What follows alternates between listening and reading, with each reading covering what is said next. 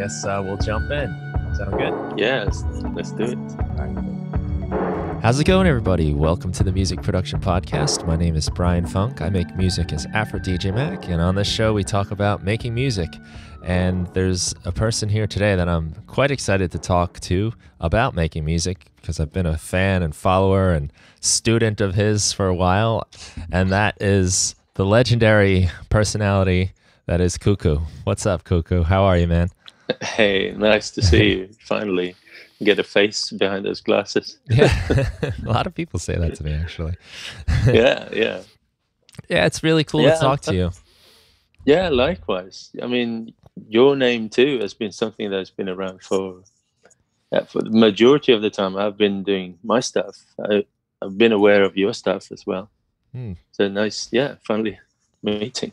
Yeah, it's funny how this world, this music production community, brings people together, and as huge as it can seem, at the same time, we're all kind of in it together in the same little world. Yeah, I think it's something that I often feel when I'm out on a trade fair or something like the NAMM show, or maybe more particularly on its Super Booth. It's so many people excited about electronic music gathered together, and people are so nice to each other. It's not like this competitive me first attitude. It's people want to share and help each other. It's really good. Yeah, I find the same thing too, and I just came from Loop that Ableton did in LA. Yeah, and the same thing. And sometimes music can be that way, where people are competitive and people have egos and things. But man, I didn't run into that once with anybody I spoke to. It was really cool. That's really good. Yeah. You know, there's so many of these shows or gatherings happening now. I can't keep track of everything, but Loop, and now they tried it in LA. It used to be in Berlin, and another thing popping up in the LA area is called Synths. That's happened. Yeah, a lot of people want to just gather more people. Yeah, and it's kind of interesting as we are so connected with the internet. It kind of just goes to show in the same space, type of thing in the real world still has its value. Yeah. So, I think most of the stuff I've seen from you is the packs. It's so many packs coming up from you, like sample packs and music packs. And I think it was you, actually. I asked you for the final advice for what platform to use when selling packs. And you gave me some really good advice there. I had some ups and downs with it, and some places that were working well or weren't working well and complicated. And I did settle with the Gumroad site. I really do love it. Yeah, it works really well, I think. Well, I think it's made by a creator himself, so there's that nice thing that happens, almost like when you play a show at a venue where the owner of the venue is also a musician in a band. So there's this understanding that happens. That's going to be nice. Yeah, exactly. Man, I think the first time I came across your stuff was when I first got my OP1, and I got it pretty early on. I think it was 2011, and you had started putting out some really helpful tutorials, and I thank you for that, because I learned a lot about how to use it from you back in those days. I think for me, that's when it all started. For real. I mean, my channel and stuff. When I got the OP1, I didn't think about putting out tutorials. I just wanted to make stuff and make some videos. I didn't even think about it as being tutorials.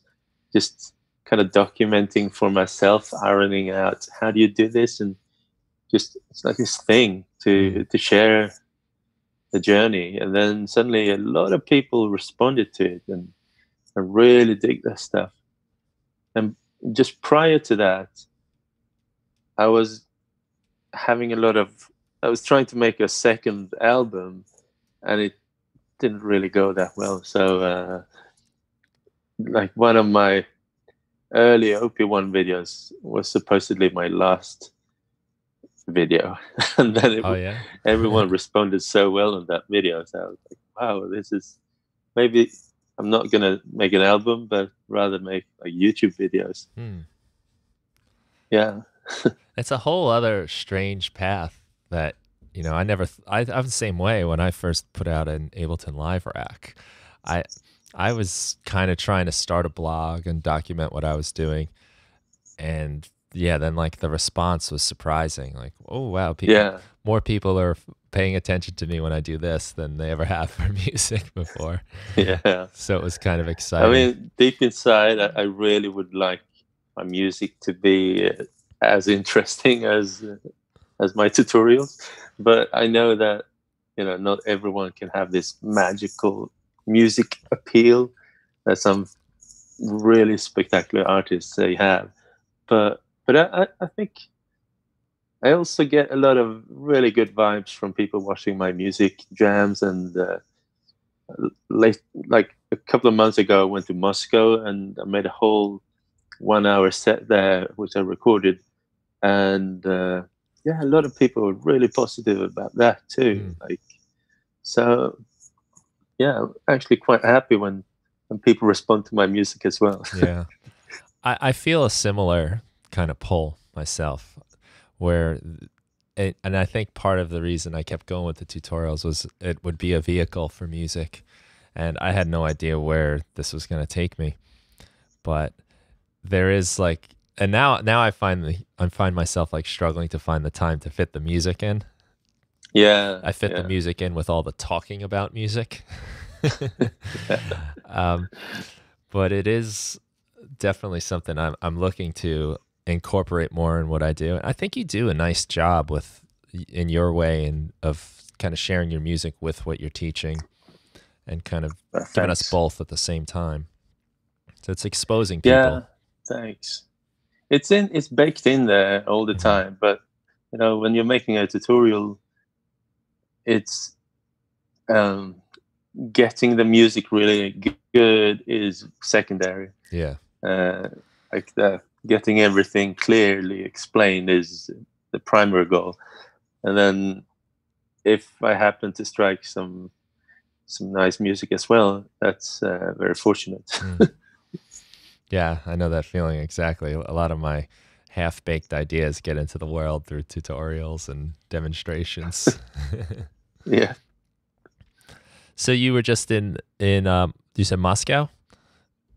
Yeah. Doing some music? There was that sounds fun. Festival, electronic music festival called Synths. It was, I'd say, kind of half large, I'd call it. They had 2 stages and 1 stage for panel discussions, and they had like a half large show floor with exhibitors for 2 days, and music performances and for 3 days, I think. Yeah, and then there was like a workshop area as well. It was pretty good actually. It's really nice. Recommend anyone in the area to go there, or to go there and show your stuff to the Russian audience. Right. Is that your first time there too? Yeah, it's first time in Russia. Moscow, I mean, they recently had the football World Cup championship there, and they prepared like that really intensely to welcome this huge amount of people coming to watch football. And I think, at least what they told me, the ones that I met there, they told me like, wow, seeing so many foreigners coming to Russia, to our town, and to enjoy themselves. There's music on the streets and people enjoying themselves. It was contagious to them. So when I came there, it was like months after the World Championship, and I felt like I came to this super open, joyful, lovely city, huge city with spectacular architecture and this modern music festival. It's really difficult from outside of Russia.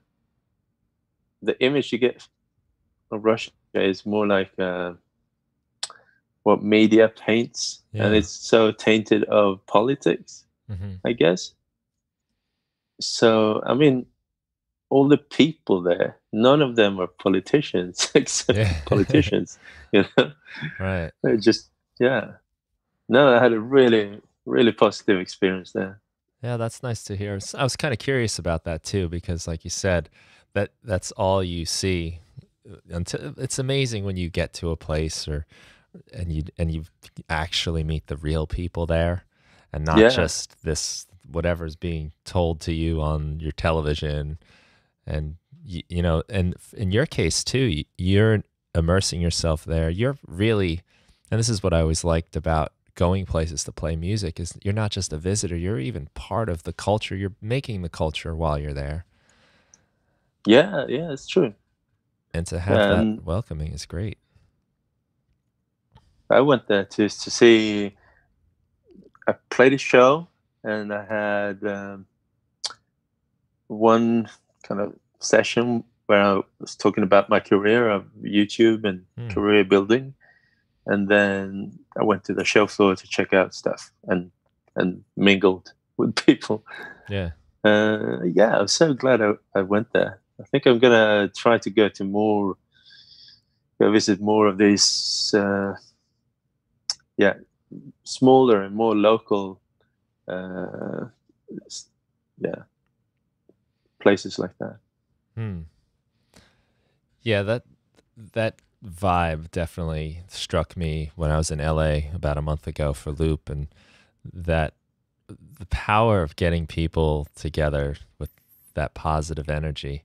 I'm still feeling it, and I'm still contacting and talking with new people that I've met there. Some of them are on the podcast, and it just radiates and it produces more of that. And you're right. It seems like these types of things are popping up all the time now. And from what I've been hearing and seeing, they seem like they're doing well. They're well attended. They're Yeah, put so on nicely. yeah, so stuff in every country. It seems like there's Hmm. stuff in Italy, and I met some distributors there, and they also arranged this huge synth meetup with thousands of visitors, and then there's in Madrid, I think, and in you know every major city in Europe, I think, has Hmm. something. Yeah, exciting times. Yeah, Can you tell me a little bit about your performance? Because you're always exciting to watch with what gear you're using and how you're putting things together. And I yeah, like that you sure. document that a lot too. That's always fun. Yeah, yeah. Prior to that, I was preparing. My plan was to prepare from June until August when I had the performance, but I ended up, yeah, procrastinating or postponing it. There's a lot of other things going on. We were refurbishing our home, and hours just disappeared. Mm. But I made a lot of videos prior to the actual performance where I was kind of going through my dilemmas, my choices of what kind of gear to use.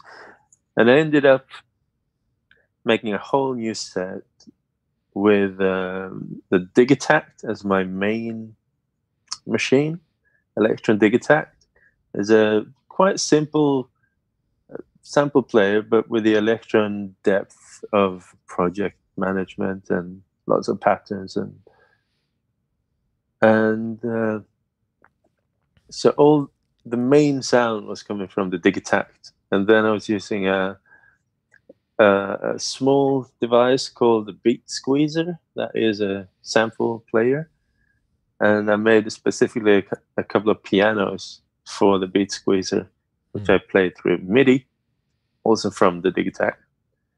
And then I brought a keyboard so I could override the the piano with actual live played piano. Basically, that was it. I also planned to use the. No, I had a reverb as well. for the piano sound, like uh, Blue Sky. Ooh, yeah. Favorite nice reverb, foolproof. Yeah, that I haven't played one, but It they just keep sounds coming nice up. and everything. Yeah, it's true. I mean, the Big Sky seems like super exciting, but in the midst of I was doing a lot of stuff live, so having too much choice Hmm. is a bit, it can go a bit wrong, maybe. That's Just something, long or short reverb. right? Yeah. That's something that informs a lot of my own setup too, is limiting the choice, because it Yeah. would be really exciting and fun to bring every little thing and all these different gadgets. And there have been a few times where I've gotten a little ambitious with that. And I find keeping it simple actually opens up a lot more opportunity to go deeper with the things I'm actually using. Yeah. And, you know, I'd really like to go there with just an OPZ, and Mm. that's it. Just keep it to the bare minimum. But at the time, it was in beta, and yeah, there's something about the tactileness of a little bit bigger device that is so much more like live friendly when you're doing. Yeah, I was I like to keep the energy up, Hmm. and with a small device such as the OPZ, it's a bit, you need to focus when you're gonna hit these small buttons. Yeah. But I've seen a lot of people perform with the OPZ and a MIDI mixer, so you get like bigger controls for the little Mm. machine. Yeah, The OPZ, or OPZ as I would say over here. yeah, yeah. It it looks like a lot of fun, and I mean, I'm a sucker for everything they make. Teenage Engineering Yeah. is just killing it, and uh, It's they're so inspiring, their devices. They just make you want to play and explore. So I'm sure that's not too yeah, far out of my it's great. future. No, the OPZ is, yeah. I've been testing it for almost a year now. I was Hmm. like the first external beta tester, and then after a month or two, we expanded the group a bit, and it's been really exciting. And a lot of the functionality, they nailed it very early on, like the Mm. design and the basic functionality. It's like they nailed it like 2 years ago, and then um, they need to do the whole system work. It's got to be foolproof. Lots of hardware revisions to make it right, make the buttons right. And there's basically just one guy writing, I don't know, I guess 95% of the code or Oh something, wow. like his baby. He's been working around the clock for years. Hmm. Uh, it's it's been really cool. Really cool now that it's out. Yeah, and they've had a similar thing going with the OP1 too, because I Yeah, had my eye on that for probably a couple years before they yeah, actually released it. And yeah, I think that's something they do well. They're not afraid to take the time to get it right. And when you play definitely the OP1, it's just the first time I picked it up, I was shocked because it's surprisingly solid, well built, and yeah, it's a great piece of gear. And they keep making it better. They keep adding to it. They keep up. yeah, yeah. It's a great investment in that way. It's a great investment, and they really. I mean, sometimes it's like they're seeing all these opportunities and just want to nail it, make it right, make it like iconic, and Mm. scale, like strip away all the unnecessary and less relevant features, and then make it really simple. And then it turns out you can do so much stuff with these simple, basic tools because it's all at your fingertips. There's one guy in Japan, what's his name again? Stezio or something like that. Hmm. He's making these crazy jams, and sometimes plays with more than one, like two or three OP1s, and it's so intense. And so many people are using it as a sample machine, and it's any genre can be. Yeah. It's relevant in any genre. I use Uh, it quite a lot as just a 4-track recorder with my guitar yeah, and singing. yeah, It's got the mic. And you can plug in a mic too. So I've plugged in like an SM57 and done like rock songs on it. yeah, It's really fun to have this thing that's not plugged into anything. You got your headphones on, you got your mic, you just put it where you want it, and then you go. And yeah, yeah. it's so It's immediate. unreal, almost.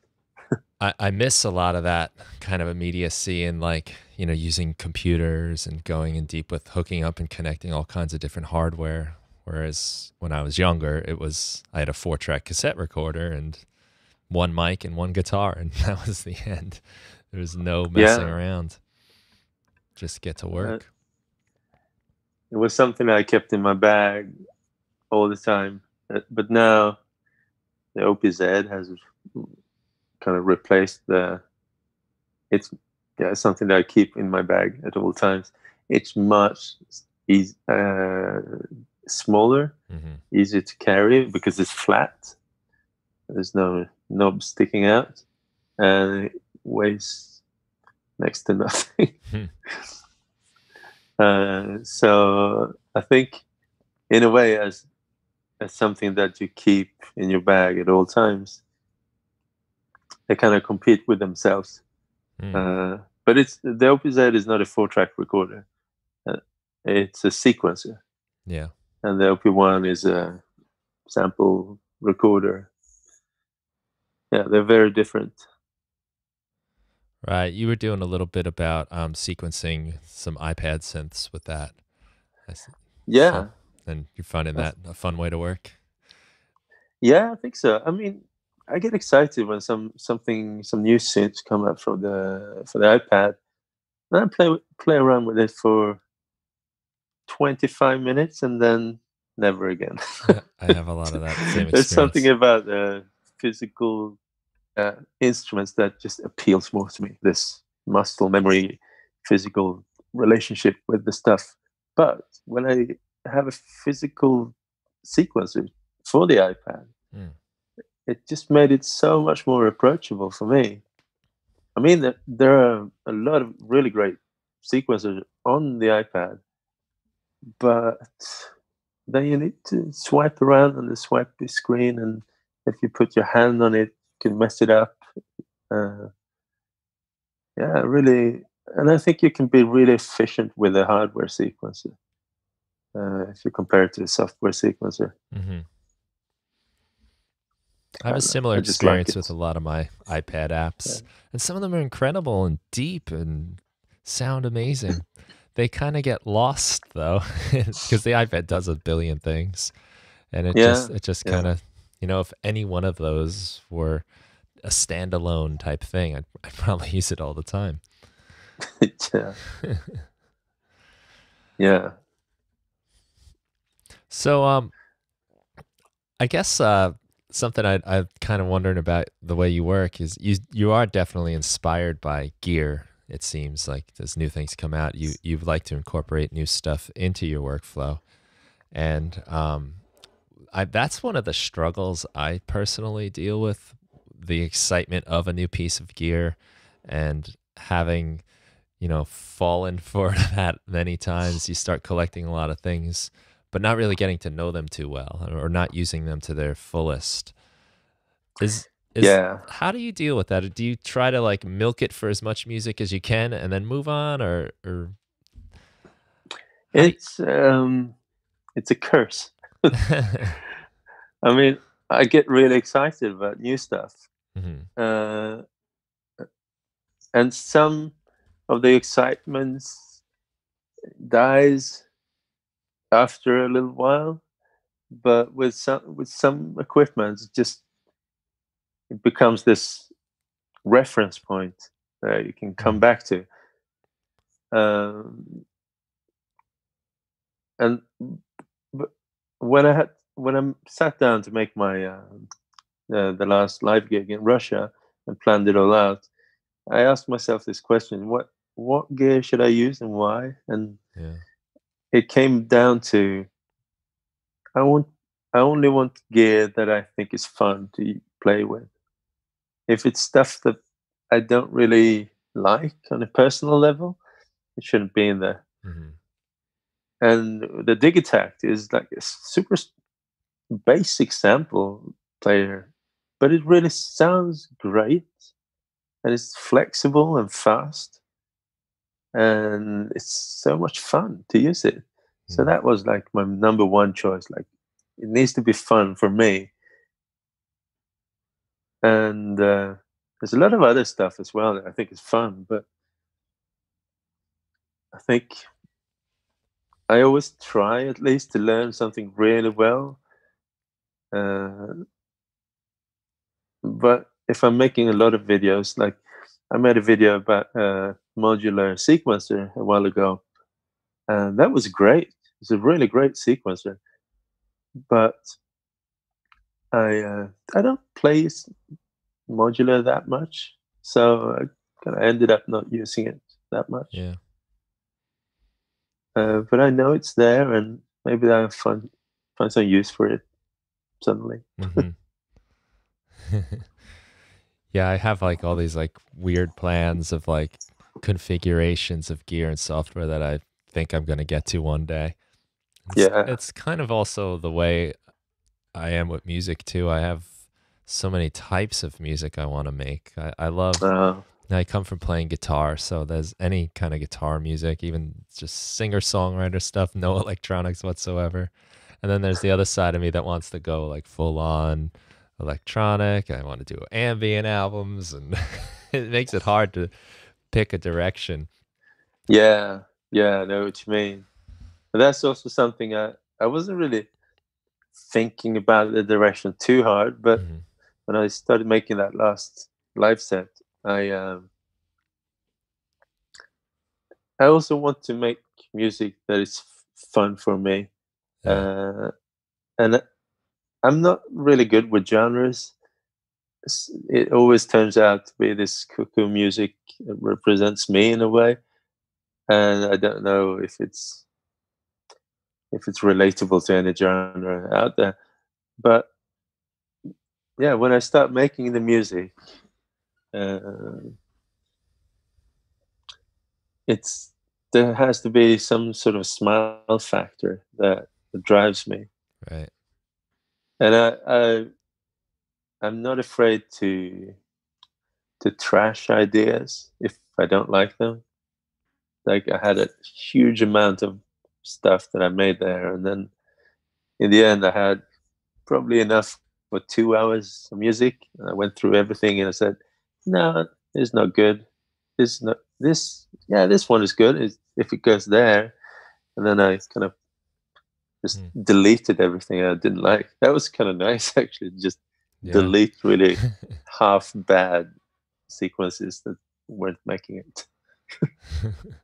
I have this plan that I've not yet done yet where, I've got my computer filled with unfinished ideas, the graveyard of unfinished ideas and Yeah, yeah, semi began thoughts. And I want to go through a lot of those. And I've kind of come to terms with a lot of these things won't ever become anything on their own.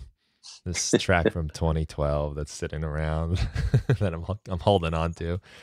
But yeah, I'm thinking it might be a cool thing to mine all of that stuff for whatever I can. Like maybe I'll make some drum loops and have a whole yeah. bunch I can pull from, or sampled instruments or something. Because I, it feels a shame to put it to waste, but I it think it does. I should think be at the same time. a lot of time uh, there's something in every idea, something that's good there. Mm, Uh, a couple of years ago, Aphex Twin released like a whole yeah, batch of just stuff. dozens and dozens. Yeah, Yeah, and some of that was great. Some of that, most of it wasn't. Maybe not that great, but I think it was a way for him to move on. mm, Just I've got all this stuff, and it's just put it out there. Now it's out there. Have a listen if you want to. It's like listening to the process. I've got so many kind of pop oriented songs, I guess, in my own style, like hundreds of them, unfinished. And in my head, they're all potential super hits, but they suck. But there's probably that one thing that drove you, and that I find that, like you said, there's something that made me work on this for some amount of hours. Yeah. And trying to find that little piece of gold there, I guess, is what I'm thinking might be the best way to deal with it. To clean the slate, I think, is important, to just push things out of the way so you can start fresh. Yeah. I guess that performance gave you that opportunity. Yeah, that was really great for me to move forward a bit. And I've been thinking ever since that I should bring it up again and kind of refine it and take a look at what worked really well and what didn't work so well. And one thing that really struck me was I prepared a lot of patterns. Like in the electron world, you've got 8 times 16 patterns. No, 8. Yeah, I guess so. And I made like a real effort to try to make transition patterns from one mood to another. And almost every time I made one of these transitions, that's where something happened. In the transitions, that was like, wow, this is really cool. There's something fresh here. So I think what I do when I take it out again and refine it is to take a look at what worked so well with the transitions and maybe work something new out of that. There's something I surprised myself by merging stuff that I hadn't thought about. Right. So you're kind of exploring the way maybe these transition patterns, I imagine, are shorter in duration. Like they're not going to last for too many repeats. Yeah, on the actual during the show, I was just planning to make a transition and jam it out a bit, and I hadn't played any of the music on a huge sound system, so I was a bit surprised at how it sounded a bit different there. Yeah. And one of the transitions was like, wow, this is really cool. I'm just going to stay here for a while and, jam it out a bit. It is a surprise, right? When you take your stuff out onto different sound systems, especially with electronic music. Playing in like a rock band, your guitar amp sounds the same pretty much, your drums, but it's maybe the vocals or whatever's going through the PA. But I've had some shows where I've shown up to the show and like one speaker's blown out and they just have like this like rickety old thing, and I'm like, oh, there's just gonna be no power to what I do. There's no life, no energy, and you are sort of a victim or a benefiter of the sound system that you get when you show up. And I guess you can't really travel to Moscow and test it out, periodically as you're writing the music. No. Yeah, trying to ask them about the system. What kind of stage is it? What kind of PA? What will there be a sound engineer or not? When you're playing electronic music, chances are that you end up playing at a place in a DJ booth or something. Yeah, and you might not even have the right cables to connect yourself to the DJ mixer. But this was a good venue with a sound engineer, and I should have left more mixing to the sound engineer, but I didn't know if there's going to be a sound engineer, so I had my own mixer. Yeah. Are you doing vocals too at this performance? I was planning to do. I've done it in the past. I've done like full on vocal stuff, but I think I enjoy singing, but it's really fragile. I mean, if I lose my voice, it's kind of over. Yeah. So a lot of times I've baked lots of vocals into the Octatrack and made like an obvious sample play, uh, like music with sample vocals, not like playback vocals, but like chopped up and processed. Mm-hmm. And that is something I really enjoy. And it's also kind of difficult to do it live as engaging. But yeah, I told myself never to do vocals if there isn't a dedicated sound engineer, Okay. because it's just, yeah, bad vocals is the worst. Yeah. When I go out to play, I do everything inside of Ableton Live, and whatever gear I'm running goes through tracks. My vocal mic goes through tracks, and I just send the left and right out of my interface to Yeah, the board. And part of it was, for one, I like processing everything through the effects and stuff, but there was also that like feeling of like I have control, yeah, yeah, because I know what I want it yeah. to sound like. But you have control until there's this terrible feedback, and Uh-huh. there's this. Yeah, you don't have time to find this frequency to battle the feedback, and then you maybe have to just turn down the monitoring of yourself, and then you're in this awkward, can't really hear what you're singing. Yeah. If so, for me, I feel like if I'm really going to sing, I think it's going to be better for everyone involved if there's a sound engineer. Right. I tried to sing here, but then the sound engineers gradually pumped the volume to kind of fill the whole show, and so gradually, the more I used the microphone, then the more I had to kind of lower it in order to avoid feedback. Yeah, I see. Yeah. But if the sound engineer had been in control, he'd just fixed it. Right. But yeah, Yeah, these are the troubles. I've had to do the same thing with the monitoring.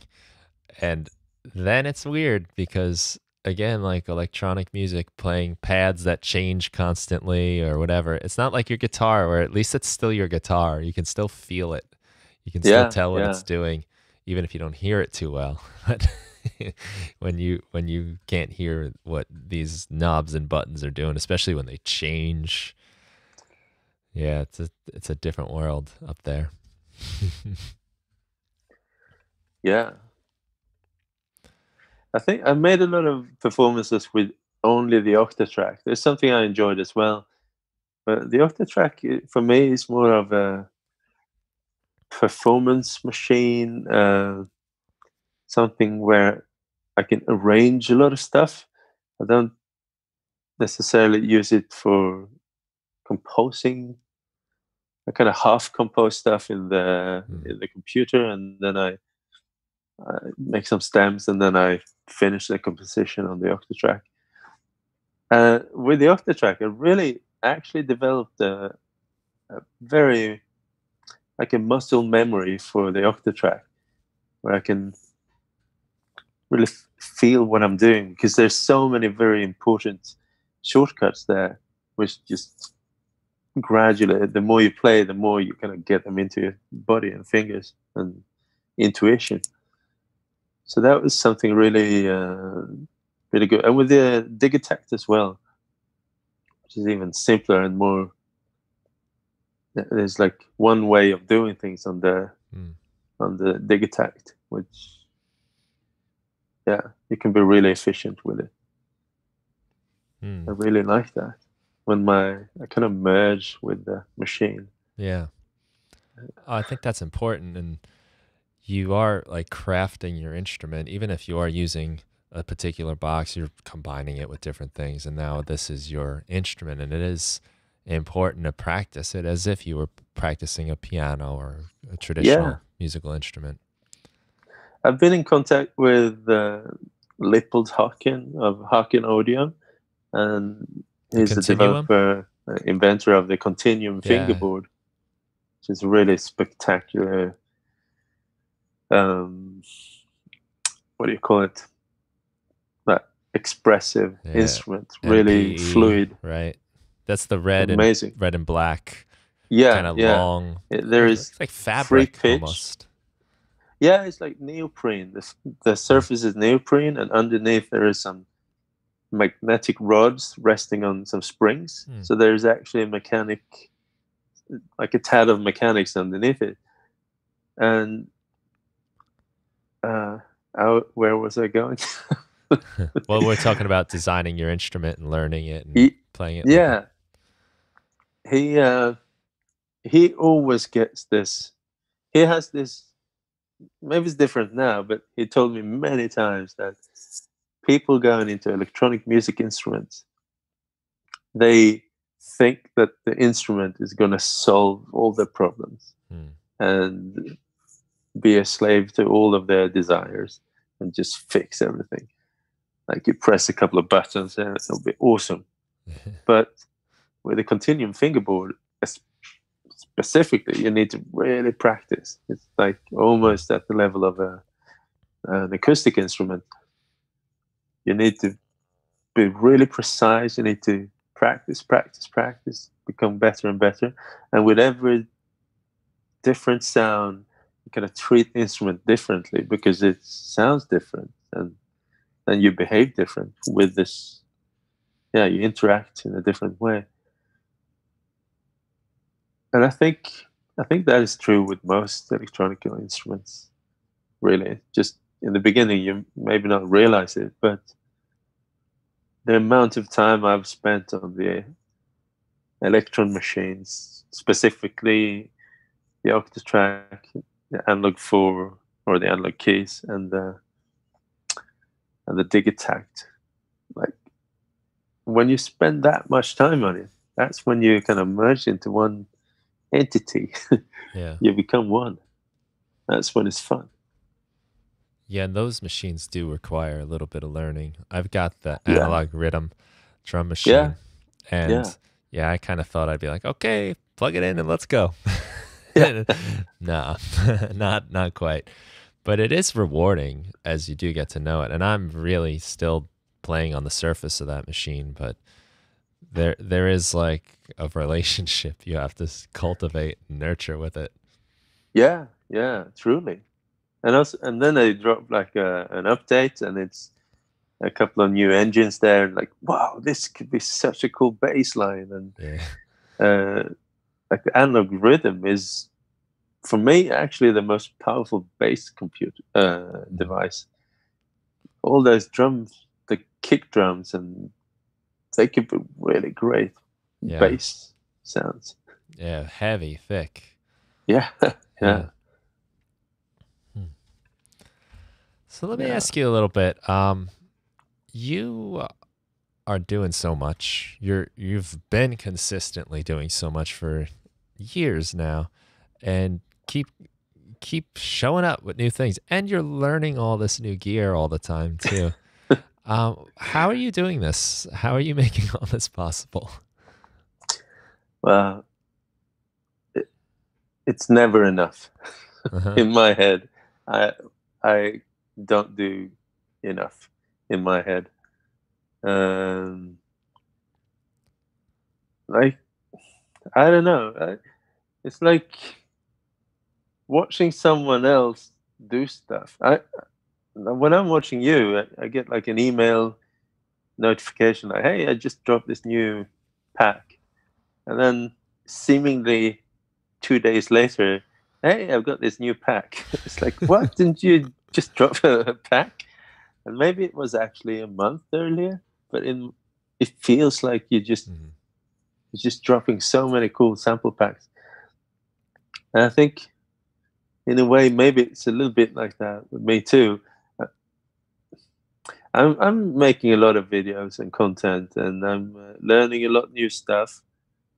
As you learn new stuff, it gets easier and easier to learn new stuff, Yeah. especially from the same brand. It's kind of very simple. But then No, you know, um, 2 years ago, I made this into my full-time living. I was an animator Congratulations. Yeah. before. I did full-time animation, like a freelance artist, animation and graphical projections and stuff. And over over time, I'd built up this Cuckoo channel, and I come to this point where it made sense to let go of animation and embrace the music stuff. And yeah, I don't know. I just want to do more all the time. Hmm. And even like the last couple of weeks, I've been having like I've been struggling a bit, I guess. And struggling for me, it means that I come to work, to my studio in the morning after getting my kid ready for school, and get to the studio, and I just sit down and start checking emails, checking comments, like replying to some comments, and having a vague idea of what I want to do, what I should be doing, but then just procrastinating, I guess. Not fully um, embracing the work that I should do. Sometimes that it just keeps going on and on. But then I just need to take myself and like shake me, like, Yeah. hey, get going, man. What are you doing? Right. Just wasting time. But I guess you need some chill. You need to chill out sometimes as well. I have that But too. That yeah, feeling of that desire, and maybe it is like I'm watching you pop up, and it's like, oh, he did something, and then someone else pops up, and another one, and you're like, oh my god, everyone's like, everyone's at it, and here I am, yeah, and I fool myself with a lot of this like work, like you, like whether it's checking emails or following blogs or reading and watching videos and learning, all of these ways that feel like work but are actually avoiding the real hard work of what I have to do. Stuff that yeah, is necessary. You know, you obviously have to interact and get your emails and be in order, but I have to, like you said, slap myself in the face, shake myself, and say, you know, you're not doing anything right now. You've been sitting here for two yeah. hours, and You're just sitting there. you've just been Just reading blogs and. yeah. I've tried recently. I tried to minimize distractions, Mhm. um, but I guess part of doing a lot of different stuff is also like, because I've been doing that for a long time, my studio is quickly becoming very messy. I'm not doing just one thing. Yeah. Like a couple of like last month, I made a visual backdrop for a friend of mine, and that was like a handcraft, doing some textile collage things and mapping projections over it. And suddenly, I was doing that for almost 2 weeks, and my whole studio was then like this handcraft studio. And then the day when the show was over and it went really well, I was like, okay, I'd like to play some music now. No, because you're gonna clean out the studio. And Yeah. kind of, and then that takes like a day. Uh-huh. Anytime I do that, I wind up rearranging everything. And I get all these new Yeah, creative setups and orientations. And it's fun. It is exciting to like have a new feel to your space, but I think that's also a little bit of procrastination at work too. yeah. But in a way, it's been in my adult life. I've been a freelancer for almost all the time. A freelance animation illustrator, director, artist, multifaceted artist, I guess. And I've always been saying yes to stuff that I kind of vaguely know that I'm probably gonna pull off, but I'm not quite sure. And that has been the way to survive for me, I guess. Having a width to what I can take on, what kind of project I can take on. And that is a habit that is very difficult to get rid of, I think. So, like, when my friend came to me and we started to, I shot a music video for her. It was very simple, but that was a really cool thing to do. Yeah, let's do it tomorrow. Let's spend a day and shoot a music video. And then we had something. And then, yeah, improvising. I think improvising. When I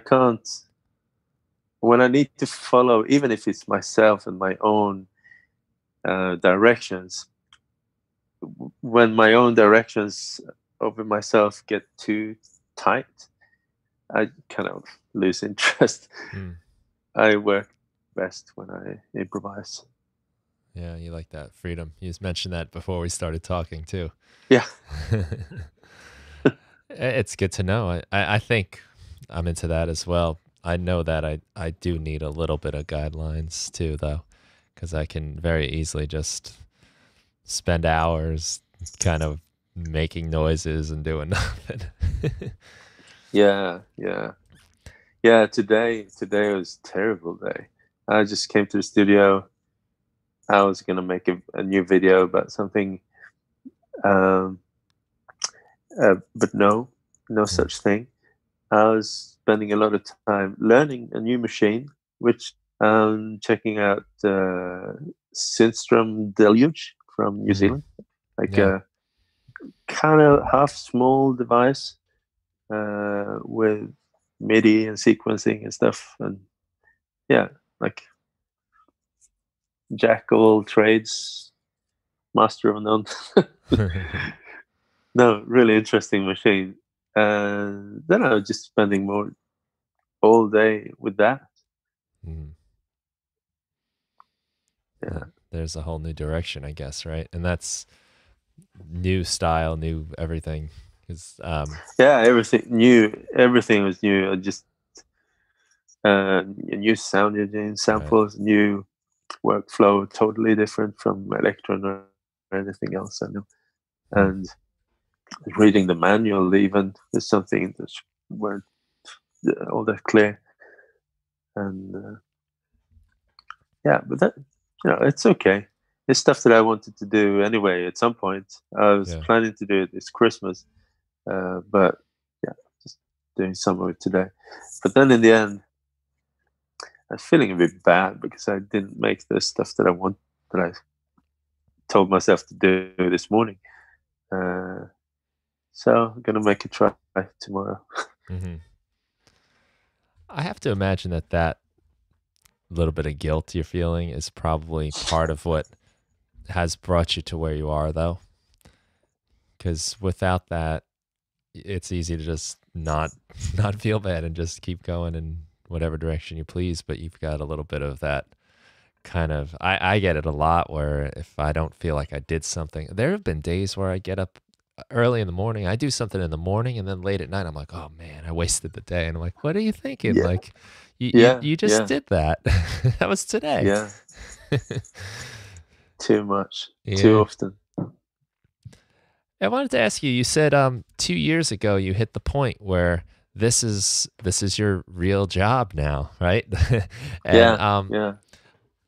I would have to imagine that came with a lot of questions and maybe even anytime you make a major decision like that, I would be filled with doubt and worry and all that.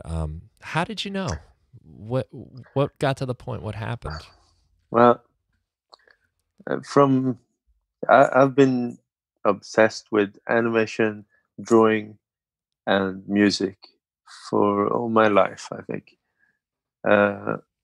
As a kid, I I wanted to make animation when I grew up, but I had nobody in my network who could kind of guide me into that direction. It just gradually happened, and as I grew up, I found my way there. Uh, and with music, I never really. It's the same thing there. I didn't have anyone in my network that was a musician or anything. I just assumed that music was not something that you can make a living out of. Um, I didn't know any musicians, and I thought it's probably just rock stars that can make money being musicians and stuff. Um, and then I started working more and more with animation. And I realized that what I really want to do with animation is to tell stories that are a little bit longer, really long stories. Um, but that requires a lot of work, a lot of teamwork, and if I'm going to tell my stories, that means that I'm going to have to convince hundreds of people to work with me and believe in me, and I'm going to have a really great story and good storyboard and scripts and yeah, producers, and it's a huge amount of work to make it come to that point. And I don't know if I've got what it takes to do that. But what I did the last 2 years before I hit that point was to work on my own animated short. It's called Tindra's Light, and it's an animated short for children. And yeah, it took one whole year of full-time work with that, and before that also some storyboard work and stuff. But I ended up doing everything myself. We tried to get a budget to employ a little team, but we just never got the budget that we wanted. So I had this choice where either we skip the project or I do it all myself. So I made everything myself: the story, background paintings, like hand painted backgrounds, 2D drawn animation, um, and the music as well. And in the end, I was quite pleased with the results. Actually, I liked the film, and I could see a lot of kids and parents, they like the film, really respond to it. But in the end, I didn't feel like it was totally worth it for me.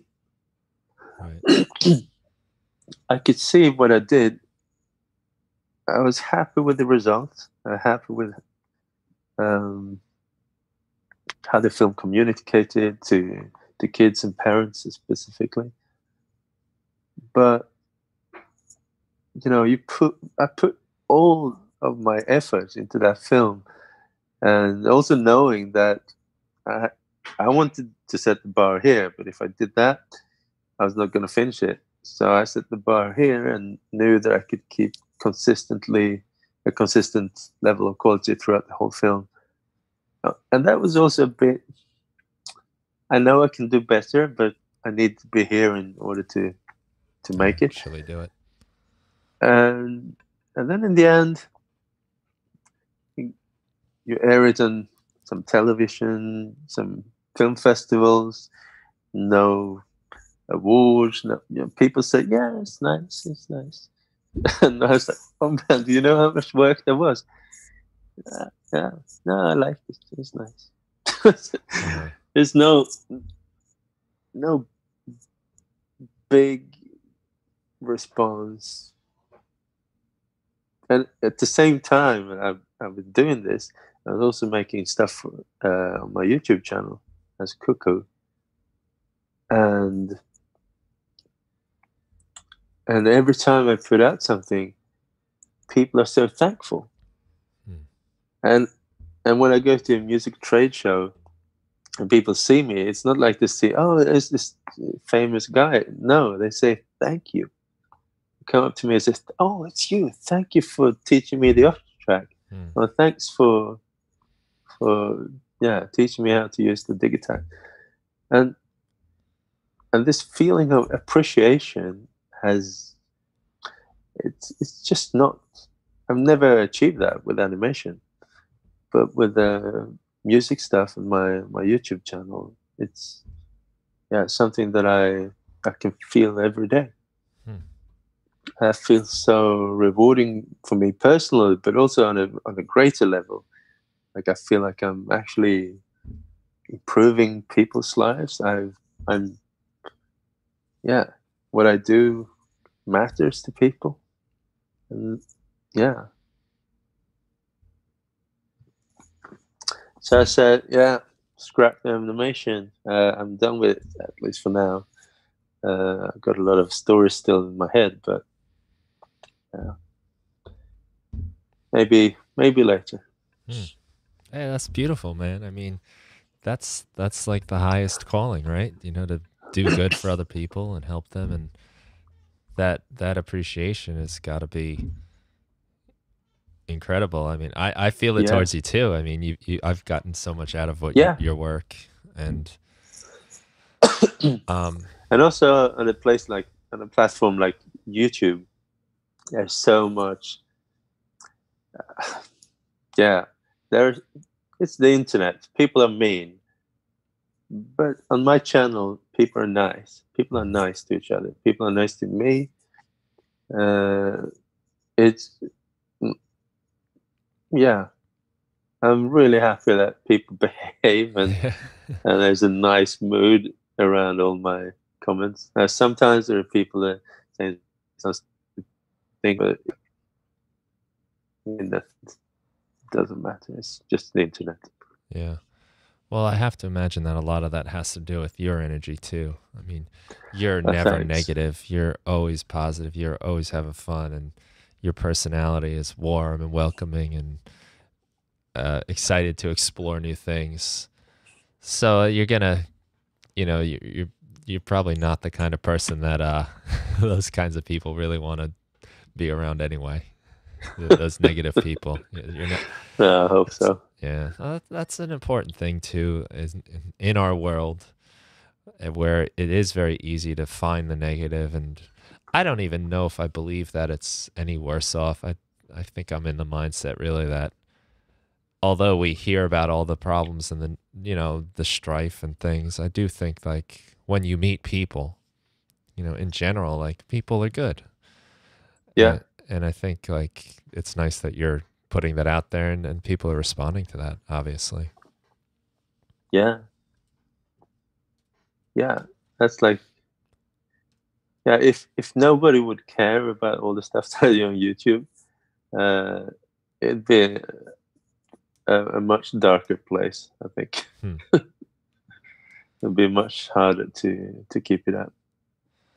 Well, I didn't really know what you were going to say when you were talking about that point of letting go, but that's a great reason, you know, just to feel that you're having an impact. So go with that, you know, follow that. Like for a person to have an impact on other people is incredible. And these are just the people that are coming up to you. I mean, there's a silent majority that are certainly not interacting, not seeing you at the shows, and still appreciating what you do. Yeah. Do you to just ask you a little animation question, do you play around with the OPZ's visual components? I don't really know how it works too well, but I know that's a part of it. I've been planning to, but I've been procrastinating. Or I've been doing other things. It works like this. The OPZ is a great sequencer. It's a sequencer for music, but it's also a sequencer for visuals. And the visuals are not produced by the OPZ. It doesn't have that kind of horsepower, but the visuals are produced by the accompanying app on the iOS device or on the Mac. And the visuals can be produced or created using the Unity game engine. So, Unity is one of the most powerful 3D game engines out there currently. So you can make some really advanced stuff there. And I'm not sure how deeply you can script them and how much. I mean, if you wanted to make a whole, if you're a programmer and you know Unity and you know 3D graphics, you can probably make a really highly interactive game-like experience and then sequence all of that from the OPZ, which would be quite remarkable. Yeah. I'm not a wizard of either 3D or Unity. I've tried Unity a little bit just to see what it's like. But yeah, I definitely want to. Whenever I think about visuals nowadays, I think I should learn Unity, and then I kind of never get around to learn. It's kind of huge, a bit difficult to know where to begin. Well, it sounds like a whole other, the whole other world of learning, and and it's there's hard to do so everything. much opportunities in there, but the actual the animation engine or the visuals engine, you can just pop stuff in there and move them around. And it's kind of straightforward, but just knowing that there's such a huge amount of assets in there that you could probably mess up if you don't know what you're doing. It makes me a little bit. I'm not scared of it. It's more like I feel like maybe I need to spend a lot more time with it than in the end I would actually have to. I could probably go in there, learn just the animation engine, and do some great stuff with just that. That was probably enough to do some really fun visuals. Yeah. Is it the kind of thing where you can do almost like remixes of some of the work you've done, like visual remixes? Yeah, it would be nice. I think when I've been doing visuals, live visuals previously, I'm using a software called VDMX, which is very, very nice, straightforward, but kind of deep software. The strength with VDMX is you can put videos in it. It's like it started out as a VJ software, but it's more and more elaborate stuff. But in Unity, it's not like you just pop in a lot of videos, and it's not that kind of visual world. It's more objects and animations and 3D graphics and interesting morphings of coordinates and stuff. Whereas traditional, I'll just make a bunch of videos and okay, when I press this, it's going to play that video, and this is going to slap that effect on. So in order to reuse old stuff, I think not in Unity. Yeah. I think it's better off to start from scratch. But if you have a lot of 3D assets, then it's much more suitable for reuse. There's a lot of possibility there, I guess. Yeah. And I've seen one of the guys who's kind of who made a few of the graphic packs in the app. He's amazing. He's making this minimalistic 3D stuff with just flat shaded, beautiful, strange creatures. Yeah, I definitely see the beauty of this engine. But yeah, I think it's cooler if you know what you're doing. It's something I face too. There's so many interesting things to learn. And you sometimes you have to make your choices and choose your battles a little bit. Yeah. it would be fun to get into that. I've always been into drawing, animation a little bit too. As a kid, I used to make literal flip books and Yeah, have like my little yeah, comic book totally. characters that I made up, play around, and done a couple little things.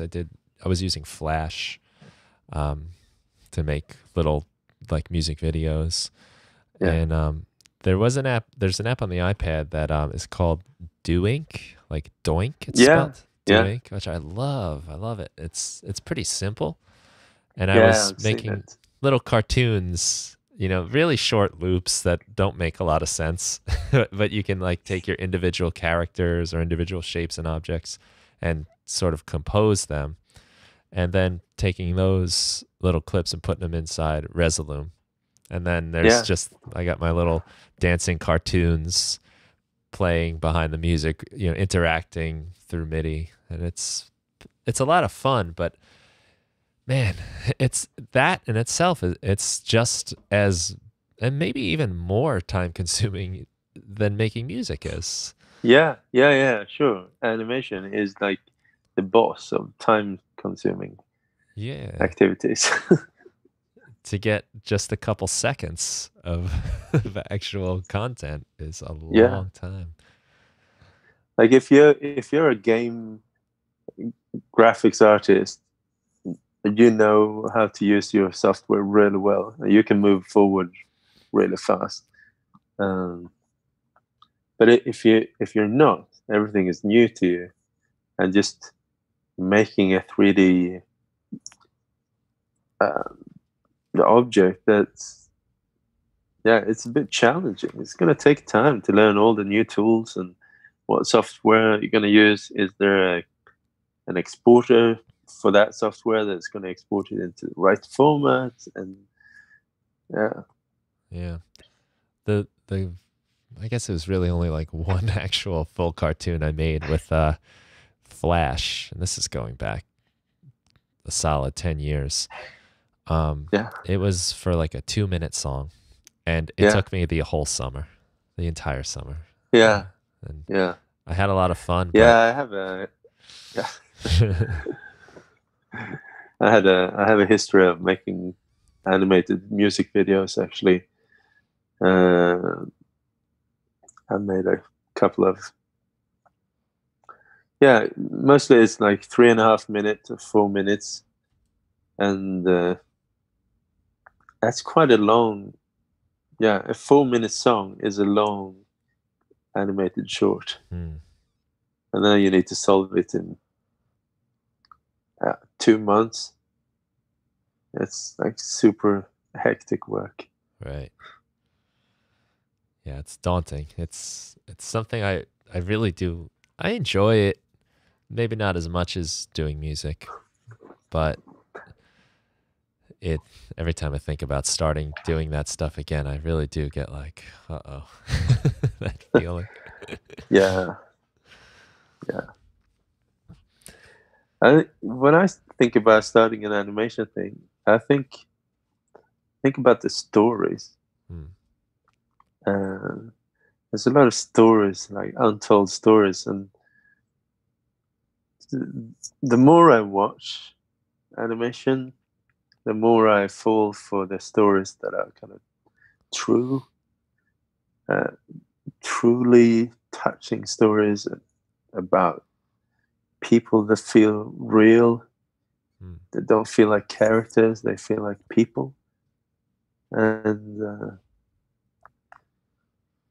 And then I realized that, oh, that old story that I had, that's just like a grand hobby or something. It doesn't really mean anything. It's a cool stuff. And then yeah,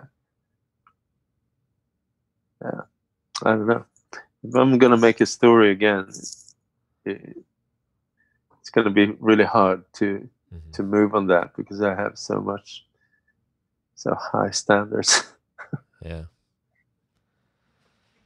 Well, I guess that if it happens, then it will be quality for that reason. But it's got Yeah, to be the right thing for you. yeah, Hmm. So what's next for you? Are you doing the January? Are you going to do that again this year?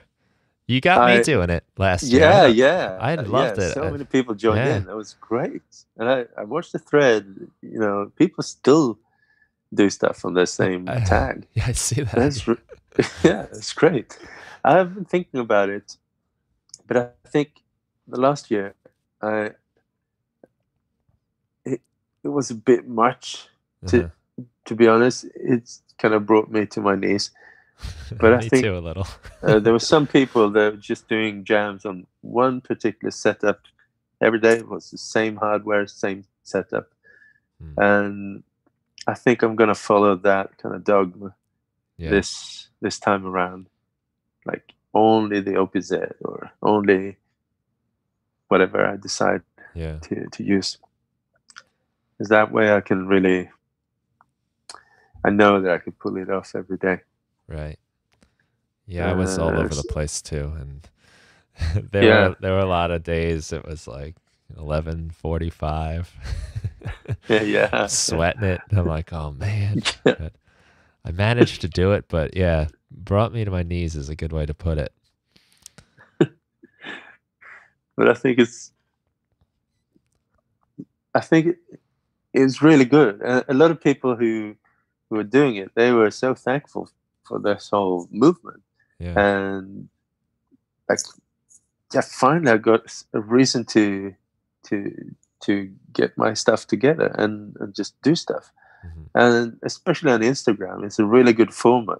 You've got 1 minute. Right. I mean, now you've got Instagram TV. You could do as long stuff as you want, but this 1 minute form factor is it's really it's not intimidating at all to create or to watch. Hmm. 1 minute of stuff, and it's like, wow, that was really great. I wish I could hear more, or maybe not that great, but just only a minute. And there was some cool stuff in there. But just browsing through that tag had me really, uh, yeah, I got so much inspiration out of that. Yeah, me too. Yeah, I and also feel the feeling of comradeship or whatever yeah, you call it. Like we're in this together, and it's creating this big wave of super cool music. And some people are killing it. They're like really great. hmm yeah, it was a really fun thing to have. If you got yours out, then you can see what everyone else is doing. And a lot of people that I discovered through that I still really enjoy their work Yeah, and get inspired from. And it was kind of this everyone's doing it thing that like helps motivate you too. It's, I guess, like that's like the going to the gym thing. You don't want to stop because they're not stopping, and yeah, it yeah, pulls you through it. You see yeah. that they had no excuse today, so what's mine? Better do it. I had one idea last year that I didn't follow through with. Uh, I I didn't tell anyone, but I really wanted to sample a lot of people's work and then make like a, a last video with a remix of Hmm. January. It's a cool That would be idea. really cool to do. Like perhaps not the last jam, but like in February or something. Yeah. That's more than a day's work, I think. Yeah, yeah, yeah. But I think I'm gonna try to do that this time. Like to really make bookmarks of my favorites and go go through them. It's a cool idea. Sample. That's a Yeah, it's a cool way to give yourself kind of like a job based off of all this, and like a goal. yeah, yeah. No, so yeah, I want to do it. I'm just gonna make sure that I gonna make it easier for myself. Yeah. But at the same time, the question, what's next, is a couple of days ago, a booking agency approached me and said, "Hey, we noticed in some of your posts that you don't have a booking. and they were really fans of my work. So they really knew who I was, and appreciated my work. So now I'm kind of testing the waters a little bit to see if there's uh, yeah, if we can book some shows. Right. And I've never had any booking agent before, so that's going to be really helpful. Um, so what I'm hoping to achieve by that is first to just test the waters a little bit, refine my life set, and select a couple of areas and make a shorter tour to see what it feels like. Nice. And I think Europe and the States and the UK, I think that's where I have most of my followers, and it makes sense to go there. So you're looking to hit the road a little bit. Yeah, a little bit. Yeah, I want to. That's nice that you, by getting approached by someone that is an agency that's a fan of your work. Yeah, truly. Like most of the time when you try to present your work to to management, you just don't hear anything back. It's not very encouraging, and so it's much cooler to, and to be frank, what I'm doing is a quite off to the side. It's not like mainstream genre music or radio music or anything. So of course, people who are managing bigger pop acts, they're looking at this and it's like, okay, well, maybe it's interesting. I don't know. Maybe it seems like it's got a lot of followers. I don't know. It's just puzzling to a lot of promoters, I think. But I would like to have these guys. I hope. Yeah, we'll see. I hope we get a little relevant shows. That's exciting. Nice. And yeah, that's having someone that's like believes in what you're doing is really key, I think, for that kind of stuff, because it's not just, making money or exploiting you. They'll probably find good fits for you and not just throw you in one of these situations where you're gonna be, what am I doing here? Yeah, I hope so. Like the coolest gigs is when you play for people that appreciate what you're doing, of course, and it doesn't have to be big. If it's a small private party even, it could be really cool. Yeah. Well, some of my favorite shows were like house parties. Yeah. It's just sometimes that's it. It's simple, it's raw, it's high energy, and it's like really close as well. Like intimate. Yeah, like that distance, I think, can really mess you up. If it's a few feet, sometimes it can take away from the connection, and that's why you're doing it, I think, right? Like you're trying to have this energy exchange, and if you're blocked off sometimes, not that I've ever really been playing on those kinds of stages too much, but I do really like being on the floor, the same level, not even on a stage, and right there, Yeah.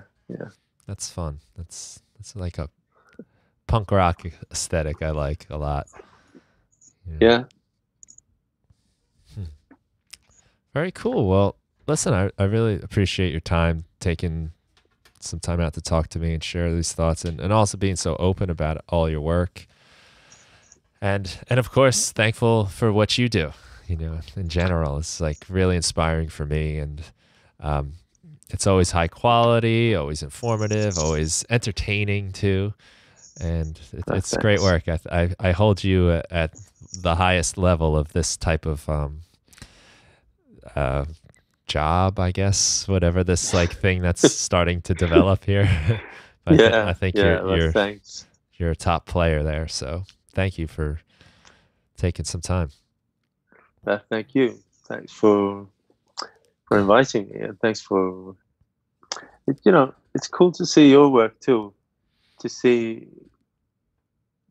yeah, like you and some other people that I follow, to see them constantly put out stuff. I feel like I'm part of something.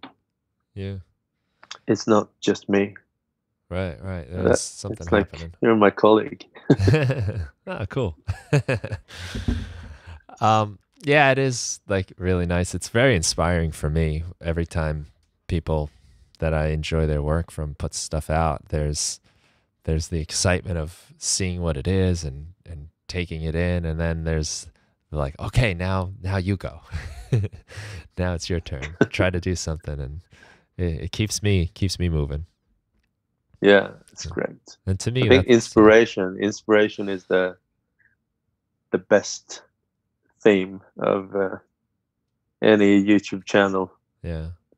and a creator. If you can inspire people, that's like the most important thing. I agree. It's how I listen to music a lot these days too. Is Yeah, I'm kind of hunting for inspiration. yeah.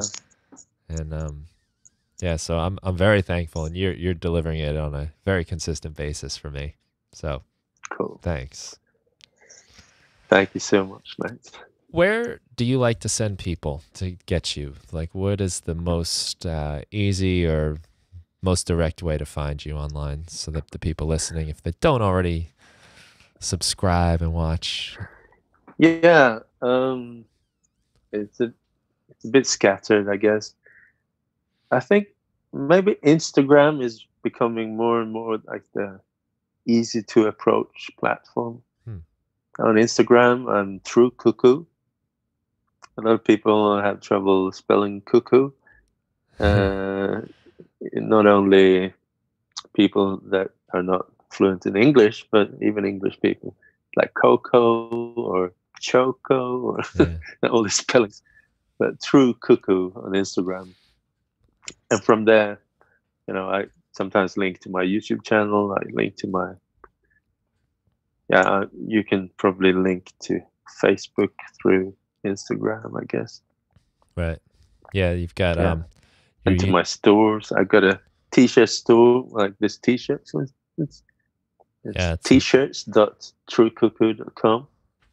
That's a cool shirt, by the way. If you're only listening here, there's the YouTube version of this conversation, and it's like it says Club Cuckoo, and it looks like almost like a layer cake OP1 sliced in half, dripping magical colored ooze. Yeah, it's fun. Oh, you got the gorilla on there, the gorilla sequencer. It's so cool. So that's t-shirts.cuckoo, and cuckoo, just so the spellers out there spell it right, Cuckoo. Yeah, that's right. Actually, I made a song on some collaboration album, a 1-minute song that's called Cuckoo. That was kind of a OP1 only song. Nice. Yeah, so I think everyone should definitely check it out. The YouTube channel's great, and there's also Patreon too, if you want to support Cuckoo. Yeah. It's Cuckoo Music, patreon.com/Cuckoo Music. I am a Patreon of yours. I'm so thankful for that. Yeah. So thankful. And the work is great. It's and you give away all kinds of cool stuff. So I mean, it's like silly not to support it. And yeah. So some people are a bit afraid of this monthly approach of crowdfunding that we do on Patreon. It's a really great system, and you can support artists and creators. But if you're afraid of committing monthly, I also got a web store for where you can buy packs, which is store.truecuckoo.com. Cool. It's a great way to support his work, folks. Yeah. Because you get something for it too. And your sounds are always very unique. I mean, it's not the stuff you get everywhere else. It's got your personality, your little stamp on it. Um, Yeah, thanks. did you I'm make trying those my OP1 Nest sounds? Is yeah I on think it's the from you. factory Yeah, sounds. yeah, yeah, Yeah, yeah. yeah. Some Thank of you. those are mine. I Yeah. love those. Yeah, yeah. Those are like a permanent staple in my OP1's little collection of sounds. It's so fun with the that synth particularly the Doctor Wave.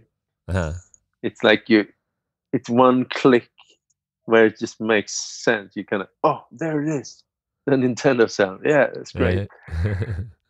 I've been obsessed about finding this triangle that is stepped in every synth that I try. I try to kind of recreate that sound. It's not even always possible, but you can make something similar.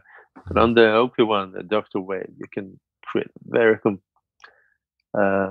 convincing, like stepped triangle sound. Mm-hmm. The one that every Nintendo 8-bit game used as the base. Yeah, that slight buzz it has. Yeah. Very subtle, yeah. I've got the it's called the MIDI NES. It's a Nintendo cartridge you put into the Nintendo as a MIDI cable coming out. Cool. And apparently those I must have got it at the right time. And this is going back probably over 10 years ago. I think I got it in like 2006 or so, but um they're hard to get now. You can't really the manufacturer, the guy that I think it was just one guy and I think there were a lot of people left hanging. Yeah. But it is a cool thing because it plugs right into your Nintendo and it's got a little like software where you can interact with the sound card. And it's so cool. It is really cool. They make another one called Chip Maestro, which I haven't tried, but it looks to be the same sort of idea. A friend of mine, he's running a synth, a software company called Plug from Canada, and he's making chip sounds and chip speech and chip crusher. I have all those. Yeah, I love it. Yeah, yeah, that's the best. And now he's making chip synths. So he's recreating a lot of chip, make a new synth on game consoles.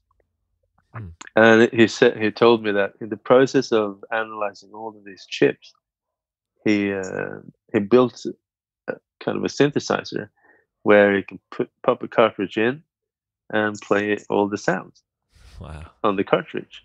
They're kind of stealing all the sounds and playing them in real time. And some of the cartridges had these specific sounds that were only on these cartridges, like a specific chip that's only there. So he made a specific console for just Wow. Kind of. That is cool. I'd like to play that so much, so badly.